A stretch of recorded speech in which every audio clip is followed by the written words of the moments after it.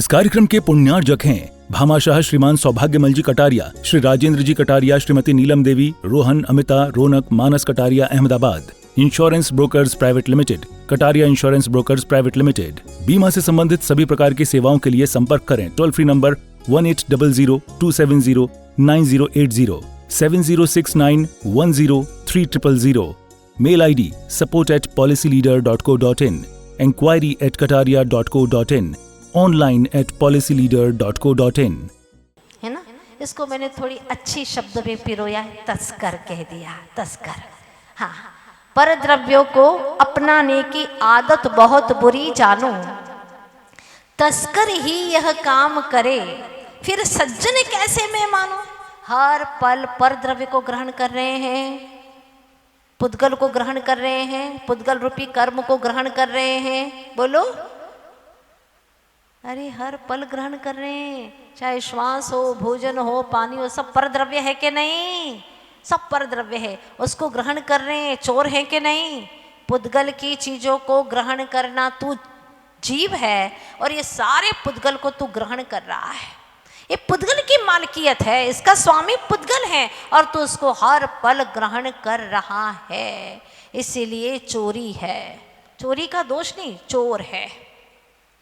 हाँ, अपने आप को बोल दोगे तो बुरा नहीं लगेगा, और कोई बोलेगा तो बहुत बुरा लगेगा। तो आचार्य भगवान यही कहते हैं कि पर द्रव्य को ग्रहण करने वाला सज्जन कैसे हो सकता है। पर परिणति की संगत करना दुराचार यह माना है, अतः स्वयं में तृप्त रहूं बस मैंने इतना ठाना है। इतना ठान लो कि मुझे अपने आप में तृप्त रहना है बस, क्योंकि मेरे पास में जो चीज़ है उसी में तृप्ति है। बाहर के पुद्गलों को ग्रहण करने से आज तक तृप्ति न हुई न होगी। इससे मात्र संतप्त हुआ है, भवाताप से संतप्त हुआ है, तप्त हुआ है, दुखी हुआ है, पीड़ित हुआ है, और संकटों को उसने निमंत्रण दिया है। समस्याएं बड़ी हैं। जितना जितना पुद्गलों का ढेर लगाओगे उतना उतना ही दुखी होते चले जाओगे, एकत्व विभक्त आत्मा से दूर होते चले जाओगे। तो सुख कहाँ है? अपने भीतर में, मत देखो बाहर में। कैसे न देखो, आंखें जो मिली हैं, आंखें मिली हैं, पर आंखों से देखता नहीं है। देखने वाला तो कुछ और है, देखनहारा कोई और है। अगर आंखें देखती तो शव को भी देखना चाहिए था। देख सकता है क्या? बड़ा शौकीन था मोबाइल का, घंटों देखता था, लेकिन मर गया बेचारा। मोबाइल पड़ा है उसका, दिखा दो, नहीं देख सकता। आंखें तो है ना, आंखें तो है, लेकिन देखने वाला चला गया। इसीलिए आचार्य कुंद कुंज स्वामी कहते हैं, विश्वास कर, इस सारे संसार में एक तू ही अपने लिए प्रेम पात्र है। तेरा प्रीति का पात्र तू ही है। अपने आप से इतना प्यार कर, इतना प्यार कर कि दूसरों को तुझे देखने की इच्छा ही ना हो। जब आप किसी से प्रेम करते हो तो दूसरों को प्रेम की नज़र से देखना भी पसंद आता है क्या उसे? बोलो ना, नहीं। क्या मजाल कि तुम किसी को प्रेम की नज़र से देख लो। अपनी चेतनात्मा, अपने क्या एक स्वरूप से इतना प्यार करो, इतना प्यार करो, इतना प्यार करो कि तुम किसी से भी राग कर ही ना सको, एक पल के लिए भी राग न कर सको। और जब राग ही नहीं तो द्वेष कहाँ से होगा? एक से राग तो अनेकों से द्वेष होता है। इसीलिए हे चेतनात्मन, तू अपने आप से इतना प्रेम कर, क्योंकि तू तेरे लिए प्रेम करने के योग्य है। जो सदा तुझे साथ देता है, थोड़ी सी देर साथ देता, उसे तो तू प्रेम करता है। और जो अनादि काल से तेरा साथ दे रहा है, ऐसा ज्ञान स्वरूप आत्मा, तेरा अभिन्न मित्र, उससे प्रेम क्यों नहीं करता? जरा सोचना आप। 24 घंटे हाजिर है तुम्हारे सामने वो तुम्हारा ज्ञान, तुम्हारे अनंत गुण। उन मित्रों से प्रेम नहीं करते हो तुम? क्या हो गया तुम्हें? कहा है, बहुत अच्छी पंक्तियां हैं। भला जो देखन मैं चला, भला न मिलिया को, जो देखा निज आत्मा, मुझसे भला न कोई। आत्म मुझसे भला न को।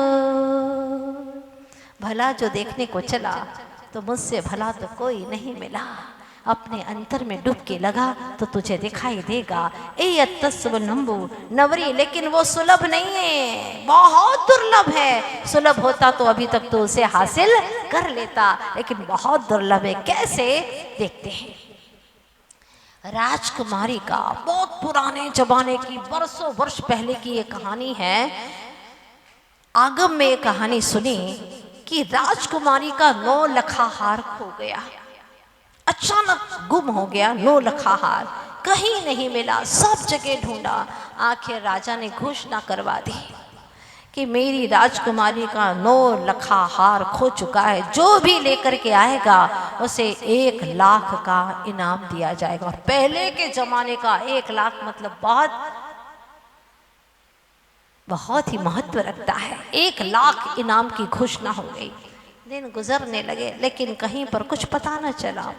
आखिर मंत्री ने एक दिन, वह एक गांव से दूसरे गांव की ओर जा रहा था। रास्ते में बियावान जंगल पड़ता था, तो वहां पर उसने देखा कि यहाँ पर नाला है तो पानी भी है, उसमें थोड़ा पानी पी लूं। उतर करके पानी पीने के लिए गया तो उसको एक चमकता हुआ कुछ दिखाई दिया पानी के अंदर।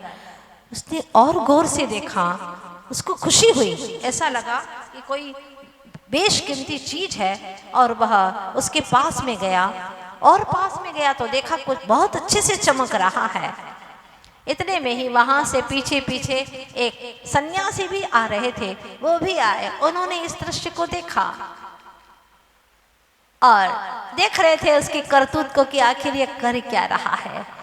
जैसे ही उस मंत्री ने देखा कि कुछ चमक रहा है और हार जैसा चमक रहा है, उसके ख्याल में आया कहीं 9 लखा हार तो नहीं है।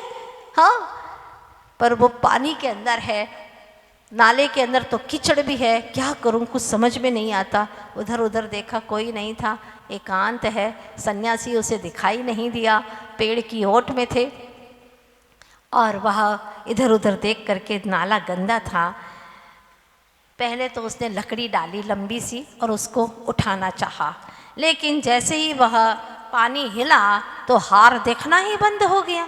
अब तो दिख ही नहीं रहा है। वह चुपचाप देखता रहा।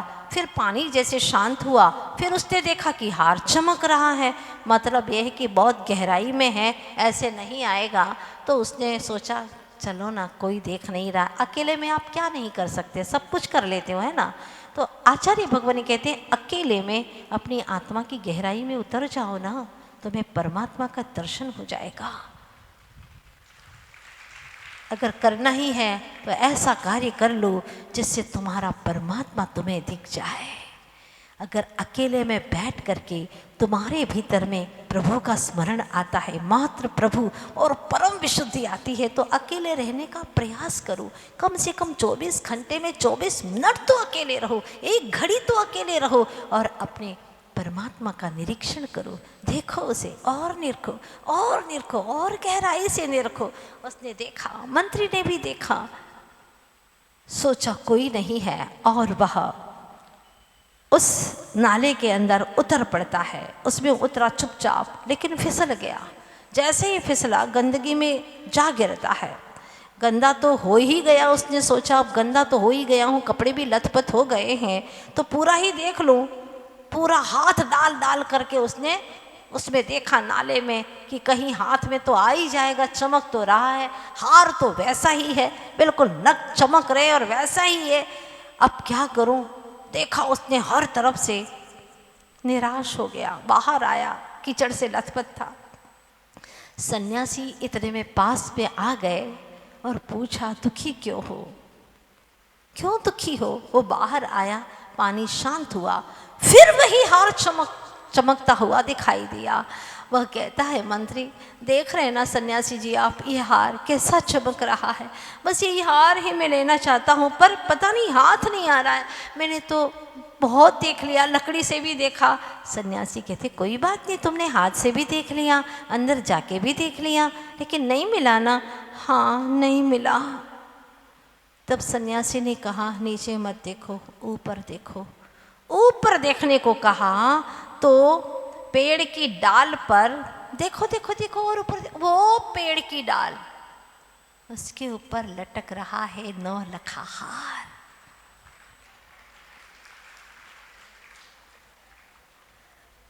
भोगों के दलदल में सुख खोजता है, भोगों के कीचड़ में लथपथ होता है, जबकि सुख आत्मा के उच्च स्तरीय गुणों में है, उन्नत गुणों में है, जिसकी परछाई संसार में दिखाई पड़ती है तुझे कि यहाँ सुख है वहाँ सुख है, और पांचों इंद्रिय के विषयों में झंपा पात लेता है, दौड़ता है, बेहताशा भागता है, यहाँ भागता है वहाँ भागता है, कभी स्पर्श इंद्रिय के विषयों में, कभी रसना इंद्रिय के विषयों में झपट्टे मारता है, ये खा लो वो खा लो, ये भोग लो वो भोग लो, न जाने क्या क्या भोग लो।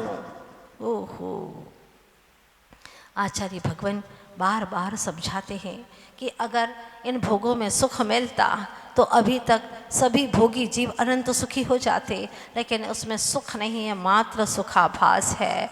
इसीलिए ऋषि मनीषियों ने कहा, विद्वानों ने कहा, भोग बुरे भव रोग बढ़ावे, वैरी है जग जी के।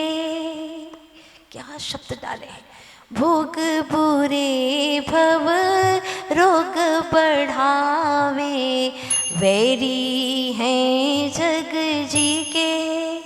हो जग जीवों के लिए वैरी है ये भोग, इस भव को बढ़ाने वाले हैं। अभी भी आंखें खोल लो, उम्र बढ़ती जा रही है और भोगों की वांछाएं तज दो, तमन्नाएं छोड़ दो। नहीं, क्या पता हमको बाद में कहीं खाना पड़ गया तो, हाँ किसी ने मुंह में डाल दिया, ठूंस दिया तो। क्या तुम्हारी इतनी भी ताकत नहीं है कि तुम्हारा कोई नियम ही तोड़वा देगा? चलो मुंह तक डाल दिया, तुम फेंक भी तो सकते हो। खाने की तमन्ना किसकी है? खुद की। चबाने की तमन्ना किसकी है? खुद की। अंदर उतारने की तमन्ना किसकी है? खुद की। ये इच्छाओं पर जब तक अंकुश नहीं लगाएगा तब तक अनंत संसार में भटकता रहेगा। धन्य है वो जिनसेन आचार्य, छोटी छोटी उम्र में कई आचार्य भगवंतों ने संयम को धारण कर लिया, भावलिंगी शुद्धोपयोगी संत हो गए। कुंद कुंद आचार्य भगवंत को अनंतों बार प्रणाम करने का मन करता है। प्रभु, छोटी सी उम्र में जहाँ आप लोग कहते हो अभी तो बच्चा है, हाँ 1 महीने का त्याग नहीं करने देते, उसके माँ बाप दुश्मन है कि उसके मित्र है, मुझे तो समझ में नहीं आता। अगर बच्चा चाह भी लेके मैं 1 साल का त्याग कर दूंगा तो माँ गुस्से से आंख करके दिखाती है, पिता कहता है, ये इशारा करता है, मैं देखती रहती हूँ, क्या बोलूँ? मुझे समझ में आता है कि ये तो नरकगामी जीव है ही और बच्चे को भी ले डूबेंगे, ये तो पत्थर की नाव है ही और बच्चे को भी उसमें डुबा देंगे। सबके बिना चल सकता है, ज्ञान के बिना नहीं चल सकता। ज्ञान हर पल चाहिए। अभी भी आपका ज्ञान काम कर रहा है कि नहीं कर रहा है? बिना खाए पिए काम चल रहा है कि नहीं चल रहा है? पर्युषण में 1 बार खाते हो काम चलता है कि नहीं चलता है? पर्युषण में 10 उपवास करते हो काम चलता है कि नहीं चलता? बताओ। चल सकता है तो जीवन भर तक क्यों नहीं चल सकता? चलो ठीक है, एक टाइम देना पड़ता है, इसकी सामर्थ्य नहीं है, आप 2 बार देना पड़ता है। 2 कितना दोगे? दिन में भी दोगे, रात में भी दोगे? कितना खिलाओगे? काम भोग बंद की कथाओं से, काम भोग और बंद से आप सुपरिचित हो गए, और कितना कर्मों का बंद करोगे? कितना भटकोगे? अब तो अपने आपे में आओ चेतन, कुछ तो भगवान की वाणी तुम्हारे भीतर में आए। चलो बूंद बूंद ही जाए, लेकिन जाने तो दो। तुमने तो ऐसी दीवार खड़ी कर दी है मिथ्यात्व की कि एक बूंद भी अंदर नहीं जाता, तो क्या होगा?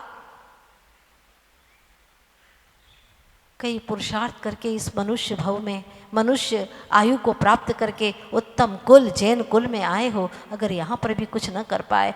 कर तो देते माता जी, लेकिन हम कर देते अगर ऐसा होता तो। अगर क्या, मर जाते तो कर देते ऐसा? मरने के बाद करोगे तो क्या करोगे? सोचते ही रहोगे तुम। कर तो देते मगर, कर तो देते किंतु। हाँ, ये क्या बात है? ये अपने आप को धोखा दे रहे हैं, अपने आप को आप बर्बाद कर रहे हैं।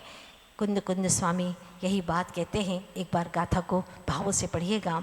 शुद्ध परिचिदानुभूता सर्वस्व काम भोग बंध कहा, एतत्सुवलंभो नवऋण सुलहो विहतस। है काम भोग विधि बंधन की कथाएं, भोगी सुनी बहुत की पर ये व्यथाएं। क्या कह रहे? ये सब व्यथाएं हैं। भोगी सुनी बहुत की पर ये व्यथाएं, एकत्व की निज कथा सुखदा केली, अत्यंत दुर्लभ करूं उस संग खेली। अत्यंत दुर्लभ है ये कथा, बस उसी संग में अब केली करना है, उसी के साथ में क्रीड़ा करना है, निज आत्म तत्व के साथ में केली कर सकूं, मुझे और कुछ नहीं चाहिए। जगाओ अपने स्वाभिमान को, जगाओ अपने भीतर की चेतना को और कह दो मुझे एक भी परद्रव्य की कोई जरूरत नहीं है, मैं रह सकता हूं अपने आप में। जिस दिन तुम्हारे अंदर ये जागृति आएगी, समझ लेना तुम सच में जिन कुलीन हो, स्वाभिमानी हो। ये कोई स्वाभिमान की बात थोड़ी ना है, मुझे तुम्हारा धन नहीं चाहिए, हाँ मैं सब कुछ कमा लूँगा, ये कोई स्वाभिमान वाली बातें नहीं है। पर धन ही तो इकट्ठा कर रहे हो ना, और जो पर धन को इकट्ठा करता है वह कौन है? बोल दो। चोर है, तस्कर है, जो पर द्रव्य को हड़प रहा है। इसलिए तुम्हारा कोई अधिकार नहीं है पुद्गल द्रव्य के जड़ धन को इकट्ठा करने का। ये सब तस्करी का काम है, छोड़ दो। ऐसी शुभ मुहूर्त, शुभ वेला तुम्हारे जीवन में आए कि सबकी यह तस्करी छूट जाए, सबकी ये तस्करी छूट जाए। कुंद कुंद महाराज कह रहे हैं, हाँ एक भी पुद्गल परमाणु को ग्रहण न करना पड़े, ऐसी शुभ पवित्र दशा कब आएगी प्रभु? वो सिद्धत्व दशा जिसको मैं रोज प्रणाम करता हूँ, जो सिद्ध हैं, अतुल अव्यय सौख्य धारे, ऐसे अनंत सिद्ध भगवंतों को प्रणाम करता हूँ। ये चातुर्मास आपको भीतर की शक्तियों का उद्घाटन करने के लिए मिला है, वरना आते हैं बाहर की क्रियाएं करके चल जाते हैं। अपने भीतर में ये जो रस टपक रहा है उसको अंदर तक जाने दो, पचने दो और कहो माता जी हम रात्रि भोजन आजीवन के लिए त्याग कर सकते हैं। Bhamashah Shriman Saubhagyamal ji Kataria, Shri Rajendra ji Kataria, Shrimati Neelam Devi, Rohan, Amita, Raunak, Manas Kataria, Ahmedabad. Insurance brokers private limited, Kataria insurance brokers private limited. बीमा से संबंधित सभी प्रकार की सेवाओं के लिए संपर्क करें। Toll free number 1800-270-9080, 7069103000। Mail ID support@policyleader.co.in, enquiry@kataria.co.in, online at policyleader.co.in।